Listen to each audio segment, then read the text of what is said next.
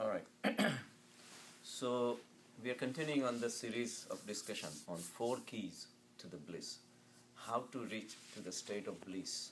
And state of bliss is not walking away from the society, going into the jungle, into the quiet neighborhood or quiet parts of the jungle where the society doesn't bother you. Nothing like that. Bliss is an internal state. It's a state that you can carry with you all day long and all the time. And you can still function within the society, maintaining that inner peace all the time. And that's the state of bliss that we want to reach. So there are 4 keys I'm giving you. The first key was the sense of gratitude that we talked about. The first key, that we have to have a sense of gratitude for everything we see, everything we hear, everything we touch, and everything we do. If we keep the final purpose of life in mind all the time, and then realize how much God has done for us, and He has synthesized everything together to have us, let us have this experience of life. So be thankful. Be thankful to God every single day, not exactly. only on November 25th. Right, exactly. What's that? Gratitude means thankful to God. Thankful to God all the time. All the time. And if you have that attitude, Thanksgiving every day. It's an every day, 24/7 Thanksgiving. 24/7. So if you have that attitude, then your life becomes a joy. You're devoting everything to Paramatma. And that's what we talked about, how Paramatma puts everything together. The same way, whatever components are given to us in life, our house, our children, our spouse, our friends, we want to put everybody together and have a unique experience for all of us. There is nothing to gain, there is nothing to lose in this world. So why not have a good time when God has put us together? So that was the first key. The second key was amazement that we have lost. We have lost the sense of wonder. And because of our knowledge, the so-called fake knowledge. The knowledge is not necessarily fake, but it deals only with the material world and does not let us expose to the spiritual world. And when we get too much involved in the material world, we forget about the spiritual world. And that spiritual world is where the Paramatma is. The material world is only the superficial manifestation. If you go to the ocean and they say, you come back, and you say, did you see the ocean? And you says, yes, it was beautiful. The waves were coming. But you saw only the waves. You didn't see the ocean. Ocean is like millions of times bigger than the waves itself. So what we are seeing around is only the tip of total manifestation of Paramatma.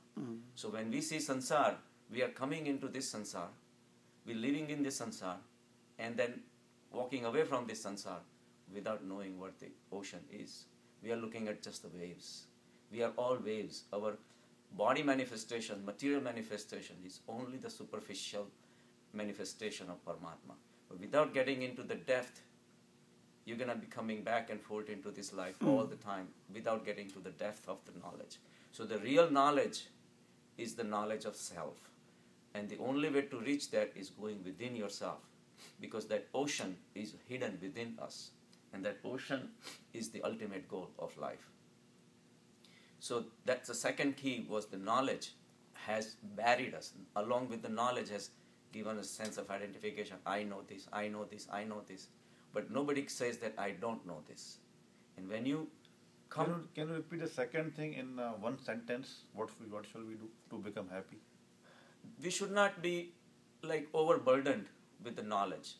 We should not give too much importance to the knowledge. Knowledge is important for our day-to-day use, but instead of getting bogged down with the knowledge, we should be amazed at a lot of things that we don't know and we cannot know. There will be a lot of questions that we're never going to have answers. Why do we have beautiful butterflies flying? Why do we have sun? Why do we have moon? Why do we have beautiful sky? Why are the birds singing? There are a lot of things we will never know. And it's okay not to know. So that whole big world of unknowable is ahead of us. It's around us all the time. And that's what we should spend time on. I know you, right? I know him. But do I really know you? Do I know what soul is made out of? What your thoughts are? You don't need. And the problem is, even you don't know. If I ask you who you are, you say, okay, I'm Lakshman. But that's like a superficial. Your depth inside, you don't know. We know each other's So addresses. We go know- within. Go within this. Go within, but the thing is that even outside He is there. It's not just within us. He's within everything. Even the leaf that's budding out of a tree, even the bird that is chirping, even a tiny blade of grass that's coming out of the ground, He's there. So we are surrounded by Paramatma. We are Paramatma. So, and the experience that you can get trying to know Him is not really a knowable thing. It is unknowable, but it is experienceable. You can experience Paramatma. So knowledge is a material knowledge. So we should not give too much importance to this material world. And it's easy to say, then Yeah. do it. Yeah. I realize that. Because we say, well, how can we neglect this? I'm not saying neglect this. Live in this world, but believe me, when you have a small lamp, and if that's all you have, that's all is going to be, if it's total darkness, to you, that small lamp is going to be extremely important. But if I open the window and bring the beautiful bright sunlight, then you're going to drop the lamp. That sunlight is waiting inside. You have to be in touch with something so big, so pure, so joyous, and so infinite. All these things will look nothing. Yeah. You used to play with the small toy cars. You don't. Now you have bigger cars. So in favor of the bigger cars, you dropped playing with the small cars, Toy cars. toy cars. So now you realize that it was a silly thing. The same way, I'm not saying just drop this and go within. Go within, then you will drop this. Automatically. The efforts is all you have to do is to go within. That's all. And the doors will just keep opening up little by little by little. So it's the way I'm pointing towards. That's all. The rest, it will fall in its own place. So the second key was the amazement. You stay and you start asking questions that it's okay not to know things. But experience of the things is more important. Because experience is Paramatma. If you see a beautiful scenery, that experience that you go through is unique. You cannot duplicate. You cannot give it to somebody else. It's different than knowledge. Knowledge, I can obtain it, pass it on to you. I can make you a doctor. I can make you a pharmacist. I can make you this. But that's exchangeable because it's material. But this experience is your own. And that's where the Paramatma is hiding.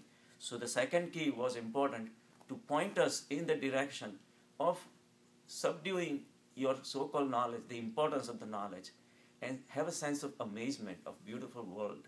So spend time with the nature, spend time by yourself, interact with silence, and all these things where there are no words, there are no forms, there is no material things.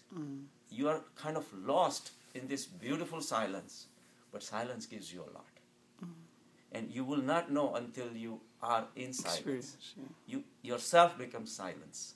And then you experience there is so much strength in silence. There is so much joy in silence. Yeah. But that only comes with experience. And like I said, lately for almost like a month or two, I've been, it's so beautiful. It is amazing.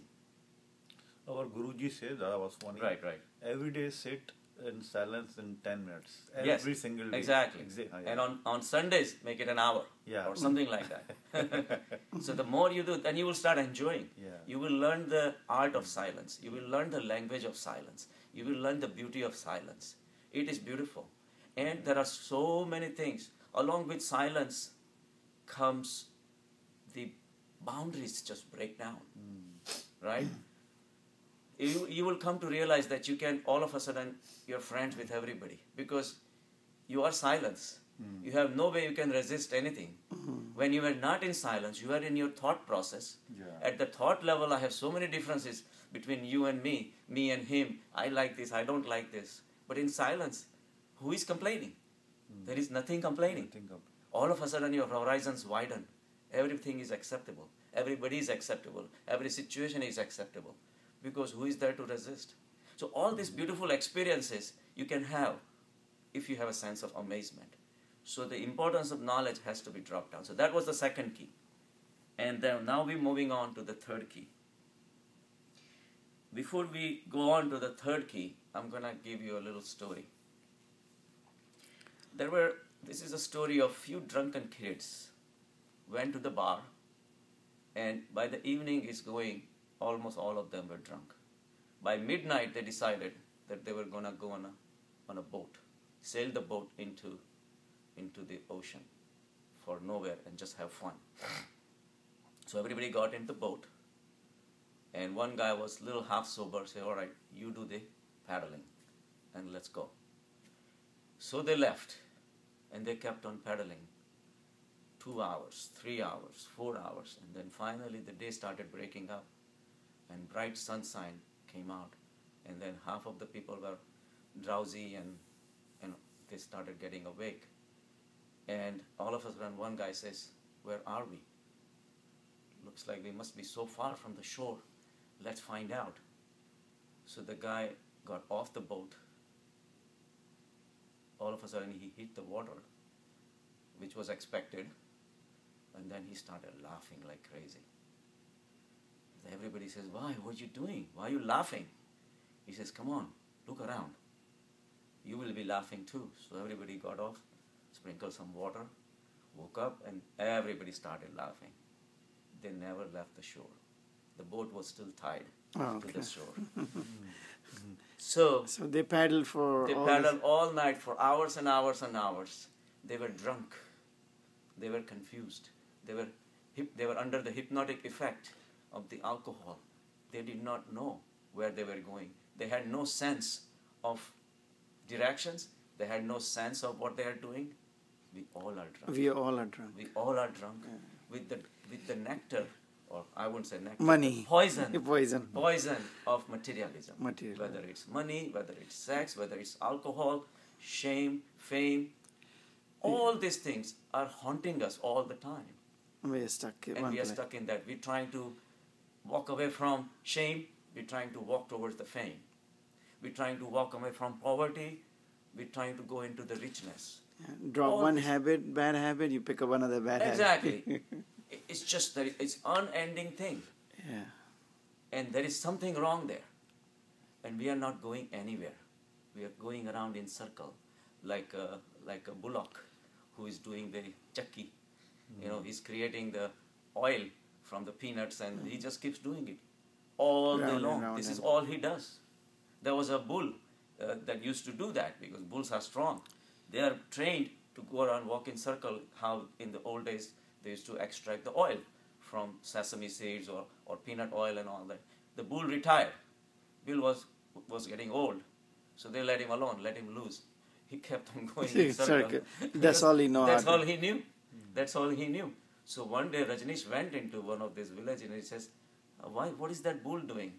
He says, sir, this is what he did all his life. So there is nothing else he knows what to do. So he says, why can't you train the bull? He says, sir, he is a bull. So Rajneesh started laughing.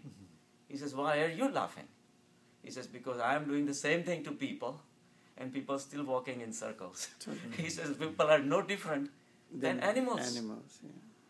It's at least animals are dumb. They don't have capacity to learn.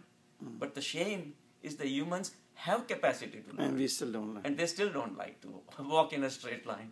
And they still keep going in circles. They give up one habit, they pick up another bad habit. And it keeps on till they die. Nothing changes. Yeah. We always want something. We always want something. We are always after something. When we were a kid, we were fighting for dolls. Then we were fighting for cars. Then we were fighting to get into number one in the class. Then we were fighting to get the job. Then we were fighting for Ferrari. We were fighting for this, fighting for girl, fighting. And with everything ended, we had everything, fighting for fame, fighting for God, fighting for swarg, fighting for this, fighting. What is the basis of this fighting? Why are we doing this? I'm not going to give an answer. No. I'll give you a couple of more stories. You have to figure it out. All right. So, the third key is beautiful. And the problem that we have is that we are bound by this phenomenon where we just cannot come out. Like the bull, we are tied. We are like pashu. Pashu is the animal. Animal. Pashu means tied. So we are tied. And when we are tied, we just somehow cannot break free. It's going to require some divine light coming into our life to break away from all these habits of acquiring, possessing, holding, and then realizing what's coming at the end. Nothing. That realization is important, but it's not coming. So we have to realize, if we realize what it is, maybe we can make some efforts to come out of it. And the funny thing is, there are no efforts needed. These kids were same place all day long, all night long. They did not leave any place. They did not leave the place at all. And they kept all this efforts does not take anywhere. In fact, whatever we're doing, if we realize that by the end of our life, it's like the waves in the ocean. All that energy of something fell into the ocean, like tsunami started, right? Something, earthquake took place. Big disturbances came. The tremendous amount of energy was released. And all that energy traveled in a direction. When that energy came in, the water at one particular spot rose as a wave and then went down. What moved on was the energy, not the wave. The molecules which were constituting that particular wave never left the place. Energy moves on, and then another wave comes on, and then more comes on. Finally, all the waves which are at the end causes the tsunami. So, at the end of your life, you're going to realize that it was like a huge chunk of energy that threw us into the air like a wave, and we're coming back to the same place again. We're not going to achieve anything. And for that realization that we are not going to achieve anything in this direction, we have to realize what is binding us. It's extremely important. So that's what we're talking about. So I'll tell you a story about what is that tying, that is tying us down to nowhere. And there was a story of a king. He went on a hunting trip by himself. He wanted to do it by himself. Somehow he got lost. He went on for all day long, and then he was really tired. And then his kingdom was so big, so he knew that he's not going to be out of the kingdom. He ended up finally looking for something, some civilization out of that jungle. He found a small hut, and he found there was a farmer there. So he asked the farmer, "Can I have a couple of eggs and a piece of bread? So I'm very hungry. I'm the king of the kingdom, and I'll pay you for whatever it is, So farmer said, sure, why not, how many times we get the kings? It's my honor to, So the guy brings a couple of eggs and the bread and all that. So king is satisfied, and he says, how much it is? So he says, 100 rupees. He says, wow, I didn't realize in my kingdom things are so expensive. Are the eggs very rare to get in this part of the kingdom? He says, no, sir. Eggs are not rare, but kings are. Kings are very rare over here. King says, no problem. So there was something in the king that he had no problem giving 100 rupees. There was something in his mind that he wanted to prove himself that he has no problem paying 100 rupees for a couple of eggs. What is it? I'm still not telling you. I'm going ahead with another story. Okay. All right? So, one day, a guy approached to the court of the king that I have a beautiful sparkling hat that I would like to sell it to the king. So, it was a beautiful hat, but the minister of the king asked how much it is. He says, 5,000 rupees. He says, this is like 5-10 rupees hat. It's very cheap looking. Most of the cheap looking things look wonderful from outside. Inside we know. And the reason they have to look wonderful because they are not good to begin with. So he says, yes, but whoever gave me this hat, he told me that there is some king somewhere along in the several kingdom is going to buy this hat for 50,000 rupees because it is worth that much. So I'm looking for that king. So minister went into the king and he says, well, this is the story, but I really think it's a cheap hat. I don't think you really should pay 5,000 rupees for a hat like this. So the king asked him, he says, how do you justify this much price? So he says, sir, it is a very beautiful hat and it was made with very much care, and whoever made, and he worked very hard to make it, and he says that there is somewhere along the line there is going to be a king who's going to offer 50,000 rupees for this. I'm looking for that king. My price is 5,000, but if you think you are that king, you can even offer me 50,000. If not, I'm just trying different kings. So at that point, king says, here, buy the hat, give him 50,000 rupees. So he bought the hat for 50,000 rupees. So the minister was very surprised at the reaction of the king. He couldn't say nothing. It was the king, it was his money. So later on, a few minutes later, the minister walks on to that guy. He says, that was very smart. I know the tricks you're playing, because the people who do the tricks, they know each other, including the minister. Right? So he knew how he got away for a 5 rupees hat for 50,000 rupees. How did you do that? So the guy says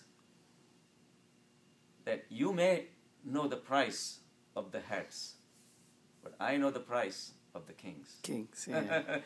Good. So there is something in the king that made him pay 50,000 rupees.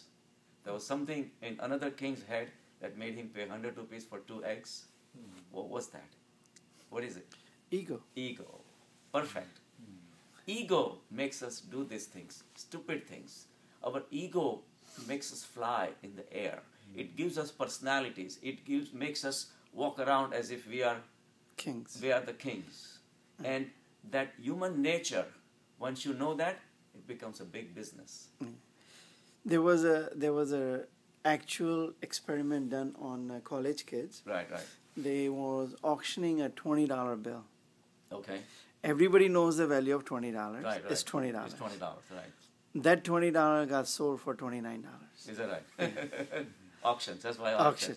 There was Ego. another- Ego. Because, they don't want to lose. If you paying 21, I want to pay 22. Yeah. And somebody paid 29. Yeah, somebody. Same thing, they had done an axe at Home Depot. This was an actual experiment. One axe they painted red, traditional color. Another they painted bright yellow. And they put it both for sale. One was $5 more. No reason, there was nothing, no descriptions. People, and it was in a good locality, people walked in with lots of money, loaded with money. Everybody picked up, not everybody, many people picked up. Most of them picked up the yellow, bright colored. It was the same axe. There was no difference, just a different color for $5 more. Must be better.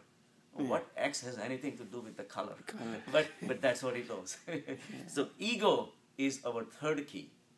We have to understand our ego. Once we understand the ego, the life becomes so much easier. But when we are drifted away into the ego, we end up doing so many stupid things. If you end up drinking 5 drinks, I'm going to make sure I have 7 drinks before the end of the party. To prove myself, maybe I'm throwing up on the way, that's another story. Or I may end up in a jail killing someone, but that's another story. We don't think of the consequences. Ego starts you on a journey that ends nowhere. But we don't realize. We always think that it's going to be fine. Ego makes you believe that your journey is going to be beautiful. It's going to put you on the moon. It's going to put you on the stars. And it's going to have a... What's that? That's for the movement. That's what? For the movement, that